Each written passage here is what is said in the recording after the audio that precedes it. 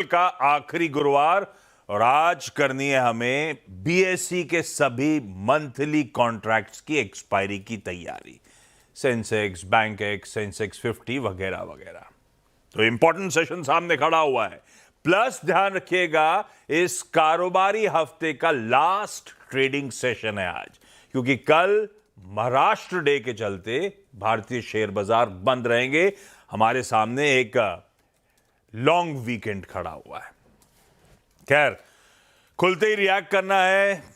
कल आए वो 4 राज्य और एक यूनियन टेरिटरी के एग्जिट पोल्स पर, अभी उस पर बातचीत कर लेंगे।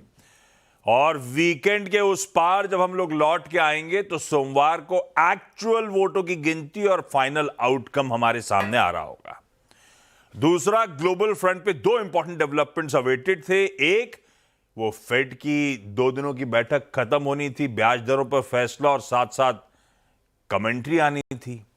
और दूसरी तरफ वो 4 दिग्गज, मैग्निफिसेंट 7 में से 4 दिग्गज यूएस कंपनीज के नंबर्स आने थे। समझेंगे क्या डेवलपमेंट्स वहां पे रहे। और हमारे यहां आज एक रिजल्ट हैवी डे है। 4 निफ्टी की कंपनीज के नंबर्स हैं और 6 मेरे ख्याल से वायदा। प्रोड्यूसर आपने हेडलाइन में 5 लिखा है, हम लोग जब जाएंगे इवेंट्स कैलेंडर पे तो काउंट कर लेंगे। 4 निफ्टी और 5-6 वायदा बाजार की कंपनियों के नंबर्स आज अवेटेड हैं। बाकी जो इंपॉर्टेंट है आगे वो इवेंट्स कैलेंडर में डिटेल में डिस्कस कर लेंगे, लेकिन एक इंपॉर्टेंट दिन, एक हैवी डे है आपके सामने। दोनों इंपॉर्टेंट क्यूज पे पहले ही चर्चा कर ली जाए। और सबसे पहले मेरे ख्याल से सबसे इंपॉर्टेंट और सबसे ज्यादा बेसब्री से इंतजार था अपने डोमेस्टिक ट्रिगर का। इतने लंबे चले वो राज्यों के चुनाव जो कल कल्मिनेट हुए, उसके बाद शाम 6:30 बजे बाद जो एग्जिट पोल्स आए वो आपकी स्क्रीन पे सबसे पहले रख देता हूं एक एक करके। पहले तमिलनाडु, एक तरफ है नेटवर्क 18 का एक्सक्लूसिव मेगा पोल आपके लिए, और दूसरी तरफ सारी एजेंसीज के पोल ऑफ पोल्स। जहां तक तमिलनाडु की बात है, डीएमके आईआरडीएमके के बीच में बराबर की मोटा मोटी ऐसा लगता है टक्कर है। कई सारे पोल्स तो इस बात को हाईलाइट कर रहे हैं कि विजय की पार्टी इक्वेशन चेंज नहीं कर पाएगी बारिंग 1, तो इंटरेस्टिंग हो जाएगा। जहां तक केरलम की बात है, एलडीएफ यूडीएफ में ही तकरीबन बराबर की या थोड़ा सा टिल्ट है, टक्कर नजर आएगी। एनडीए एक नो शो टाइप ही रह जाएगा। असम में बीजेपी और कांग्रेस ही मेन पार्टीज हैं दोनों। बीजेपी कंफर्टेबल मेजॉरिटी के साथ अपना होल्ड रिटेन कर रही होगी असम में। पुडुचेरी की जहां तक बात है, कांग्रेस एनडीए में वहां पे टक्कर थी।